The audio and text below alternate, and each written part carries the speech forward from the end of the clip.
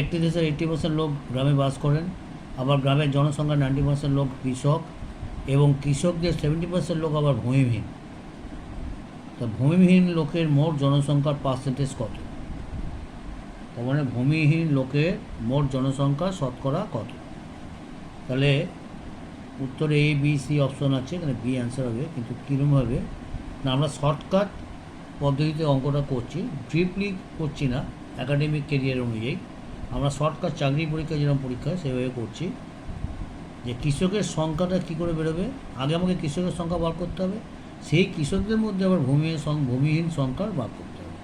কৃষকের সংখ্যা বেরোবে কি না, বলেই যে 80% লোক গ্রামে বাস করে, 80% লোকের মধ্যে 70% হচ্ছে কৃষক। তার মানে 80%-এর 90%, জনসংখ্যার 90% লোক হচ্ছে কৃষক, 90%, 70% না, 70% ভূমিহীন। ঠিক আছে, তাহলে 80%-এর 90%, 80% 90% মানে 80 × 90/100। ওকে, হলো। এবার তাহলে 72%। এবার ভূমিহীনের সংখ্যা কী হবে? ভূমিহীনের সংখ্যা হচ্ছে কৃষকের 70%, বলেই দিয়েছে কৃষকদের 70%। কৃষকের 70% মানে কৃষক কত? কৃষক এর 70%, কৃষক হচ্ছে 72%, একটু আগে বার করলাম।